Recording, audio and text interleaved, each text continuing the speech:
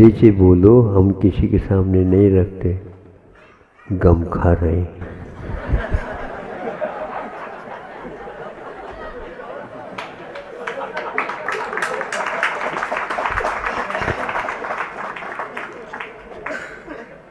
गम खा रहे,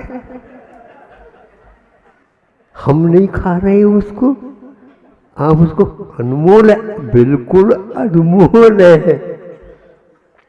आप तो मोल खाते हो, लोन लेकर के खाते हो। हमारा जो गम है वह स्वतः का है, जो स्वतः में जो स्वाद आता है दुनिया में कहीं भी स्वाद आता नहीं। खाना चाहो आप भी। गम का अर्थ क्या होता है? 22 परिचय, एक नहीं, दो नहीं, तीन नहीं, वैरायटी, विविधता हर एक समय पर पलटता रहता है। असंख्यात गुणी निर्जरा, और निर्जरा के बिना जन्म जरा मृत्यु समाप्त नहीं हो सकती। इसलिए शब्दों में है क्या या आत्मा में है अर्थ छुपा, सो सोचता कौन है। तो केवल अर्थ को सोच करके अर्थ का संपादन करने वाला अरहत परमेश्वरी अर्थ का संपादक होते हैं, और गंधर्व परमेश्वरी उनके उपासक शब्दों का चयन करके हमारे सामने रखते हैं। किंतु सोच विचार के बिना गंधर्व परमेष्टि को भी संतुष्ट नहीं होंगे वो, क्योंकि आप लोग अर्थ की ओर देख नहीं रहे हो। क्या हो, शब्द क्या हुआ ऐसा नहीं कहते, अर्थ क्या हुआ समझ लो। जीवन व्यर्थ चला गया, जीवन व्यर्थ चला गया। यहाँ पर भी अर्थ का अभाव बोध होता है, और व्यर्थ के बाद अर्थहीन हो गया। ये क्या, ये भी उसी का अर्थ बताने वाला। अनर्थ हो गया, पाप आ गया पल्ले में। अब ये बताओ सही अर्थ क्या है? तो आचार्य कहते हैं अर्थ पुरुषार्थी जानेगा। अर्थ को तो जानेगा, वह उसका अर्थ समझ में उसको नहीं आएगा। असंगी भी शब्द सुन रहा है बंधु, किंतु अर्थ का बोध उसे नहीं होगा। और अर्थ का बोध हो गया लेकिन परमार्थ का भाव प्रत्यय नहीं हुआ। तो अभी अभी आ रहे थे चर्चा के दौरान, नियम सार में आचार्य कुंद देव ने कहा है, मासोपवास करना, वनवास जाना, आतापनादि तपना, तन को सुखाना, सिद्धांत का मनन मौन तथा निभाना, ये व्यर्थ है श्रवण के बिन साम्य पाना। ये साम्य कौन से शिखर पर है आप समझो। समताया भाव साम्यम। इसलिए आप लोग अर्थ तो समझ ही गए होंगे, क्योंकि वह समझाने की बात नहीं। भगवान कहते हैं आप समझे आ गया, ऐसे नहीं पूछते। गुरु बहुत अच्छे हैं, आओ नहीं समझे, इसलिए हमारे यहाँ आचार्य परमेष्टि, उपाध्याय परमेष्टि और साधु परमेष्टि ही खोल करके बताने वाले हैं। नहीं तो भगवान के समूह शरण में भी कोई भी कली कली खोल खोल करके गंधर्व परमेष्टि को इसलिए रख रखा है। एक तीर्थंकर होते हैं संख्यात गंधर्व परमेष्टि, संख्यात कहाँ महाराज प्रज्ञन के बताओ हमारे लिए नहीं है तो संख्या में आते वो गंधर्व परमेष्टि संख्यात होते हैं। और संख्यात कहाँ तक होते हैं जो आप बैठे हैं सुन सके, एक के बाद मालूम उम्र का चली गई पूर्ण हो गई तो एक दूसरा एक और नीलांजना होता है ना, एक और नीलांजना भगवान जो है बैठे हैं देखने के लिए, नृत्य देखने के लिए, और एक अंजना नीलांजन की मौत हुई मृत्यु हो गई, एक दूसरा खिसका देता वो इंद्र।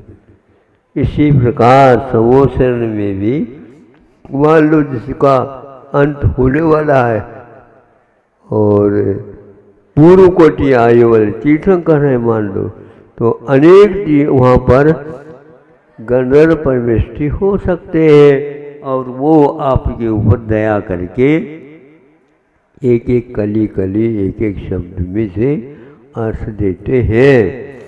वो दांत वाला एकदम गन्ना खा लेगा, लेकिन जो 5-6 महीने का 1-2 साल का बच्चा है तो उसके लिए क्या बनाई देते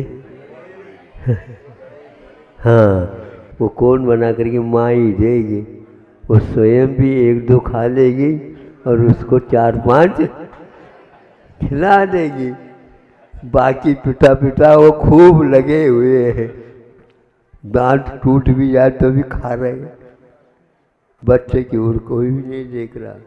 गंधर्व परमेष्टि को बार बार नमस्कार करता हूँ। आचार्य परमेष्टि है गंधर्व परमेष्टि, उपाध्याय परमेष्टि है गंधर्व परमेष्टि, साधु परमेष्टि है गंधर्व परमेष्टि। इसलिए भगवान के पास ही वो बैठे रहते हैं। जाओ वहाँ पर बैठना, कसम को कर जा, समोसन में ऐसे कर लो, घुसपैठ के द्वारा घुसना तो घुस सकते।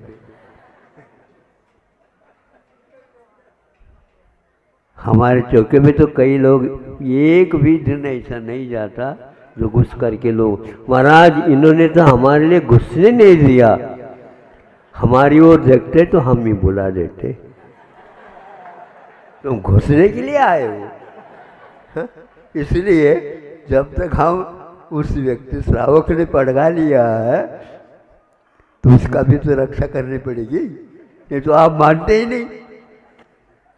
घुस जा तो अब घुसना नहीं और गुस्सा नहीं करना। आपके घुसपैठ को देख करके हमें बहुत जल्दी गुस्सा आता है, लेकिन कर नहीं सकता, ये बात ये हमारी कमजोरी है। आप लोगों का घुसपैठ इतना तेज रहता है, चौके वाले जो मालिक है वही रह जाता है कई बार, समझे कितना संतोष प्राणी। वो कहता है भैया इतने घसमुट हो रहा है, कौन जानता है मेरा चौका रहता था। बिल्कुल निरंतर होना चाहिए कहीं भी हो, धन्य है, इसको बोलते हैं बिन सामी वाला। गृहस्थ के पास भी क्षमता बहुत रहती है। हाँ, इसलिए आप श्रावक बने हो बहुत अच्छा है, और श्रवण बनने के लिए अभी बहुत अंतराल है, ये अंतराल को आपको ही दूर करना है। हमारे पास एक क्षमता नहीं, भगवान के पास भी एक क्षमता नहीं, क्योंकि नाखून में खून है ही नहीं। अब तो इसका नंबर आने वाला है, क्या कह रहे हैं, खून है ही नहीं, दिख ही नहीं रहा है, इसलिए इसका नंबर काय के लिए, पुनर्जन्म के लिए। मरण कहने से आप लगे अब शकुन हो जाए, इसलिए पुनर्जन्म ने मरे बिना जन्म ही नहीं होता। इसलिए आपके पास बुद्धि उतनी तो होना चाहिए जितनी हम पहचान सके। आपके वह पहचान हम उस नाखून के माध्यम से नहीं, खून के माध्यम से देखते हैं। और भी कई साधन हैं। आप कषाय करते हैं तो उसके ऊपर भी आपकी पहचान हो जाती है, कितनी करना आवश्यक है, कितनी नहीं करना आवश्यक है। ये सारा आप लोगों के ऊपर आधारित है। इसलिए ये नियम सार की गाथा सभी लोगों के लिए उपयुक्त है, जानने योग्य है। क्या करने योग्य है वह ढूंढना, पहचानना और उसको जीवन में स्थान देना बहुत कठिन है। सुनार बनिए, तभी इसमें कितना सोना है तोल के रूप में आपको याद हो जाएगा। जल्दी जल्दी हमें भी पूर्ण हो जाए। आप लोगों की अब चिंता ज़्यादा करना भी ठीक नहीं है। माता पिता यदि बच्चे की चिंता करते हैं, कथनचित ठीक है, और कथनचित नहीं करते हैं तो और अच्छा है, क्योंकि आजकल के बच्चे उद्दंड होते। हमने कहा भैया कोई बात नहीं, उद्दंड हो जा, लेकिन गन्ने के डंडे के समान तो हो जा। गन्ने के डंडा उद्दंड होता है, लेकिन कम से कम मिठास तो होता है। दांत भले तोड़ दे, लेकिन मुंह मीठा बना देता है।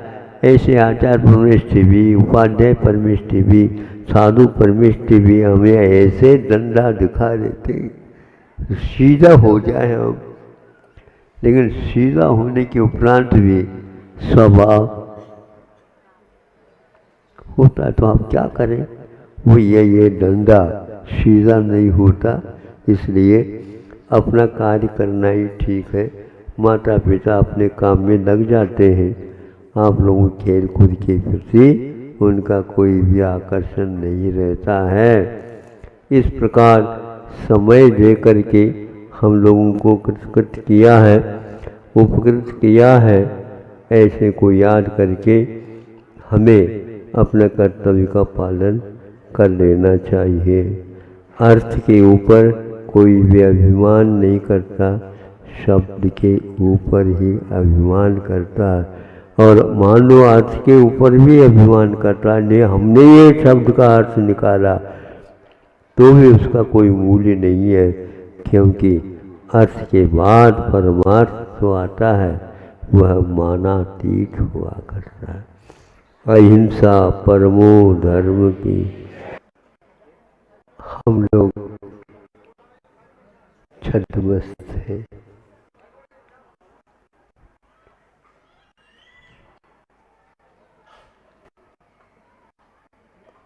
छद्मस्त का अर्थ एक प्रकार से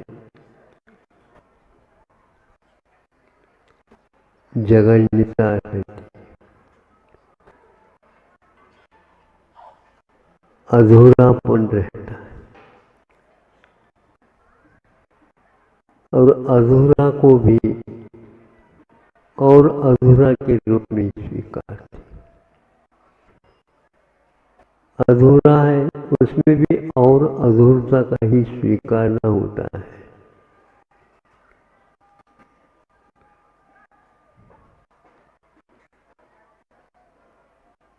क्षमता कितनी है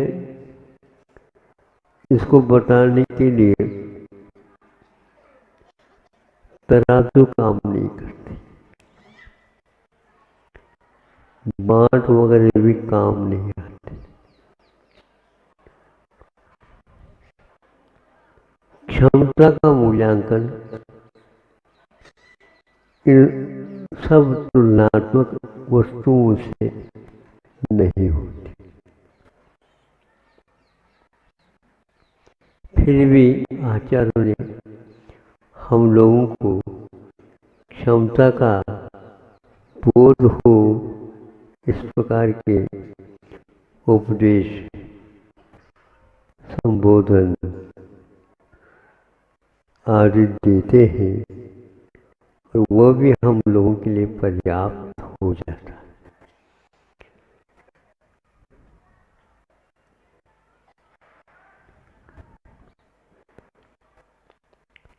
स्याही की निब जो है, पेन या और कोई भी लेखनी है, उसको डूबते हैं मछली में, स्याही में।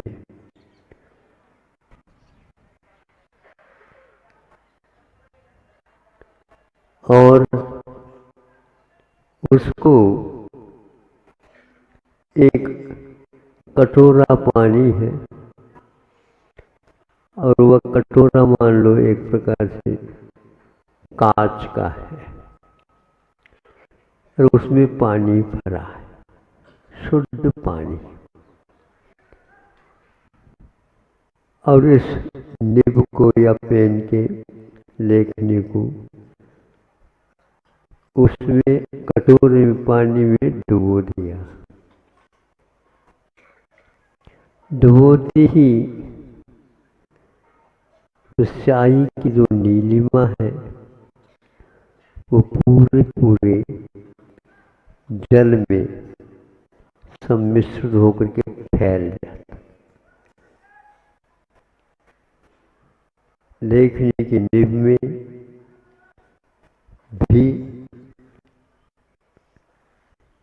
नीलापन है और इस पानी में भी इसी का कुछ अंश फैला। लेखनी यहाँ पर छद्मस्त नहीं, बहुत आगे का है। ये पानी जो में फैला नीलिमा है, ये हम लोगों की छद्मस्तता है। क्रियापद है गत्यर्थवाचक, वो सब ज्ञानार्थवाचक बन सकते हैं। इस प्रकार आपकी यात्रा ज्ञानात्मक हो जाए तो यात्रा रुक जाएगी, ये निश्चित बात है। हमें कुछ करना नहीं, प्रयास केवल उसको चलने के अर्थ में न लेकर के हम गमन गच्छन् अपि न गच्छति, जानन् अपि न जानाति, पश्यन् अपि न पश्यति, ब्रूयन् अपि न ब्रूते। इस प्रकार एक श्लोक में उस रहस्य को आचार्य ने खोला है। ये प्रवृत्तिवाचक आप मत रखो, प्रत्ययवाचक बनाओ। अहिंसा परमो धर्म की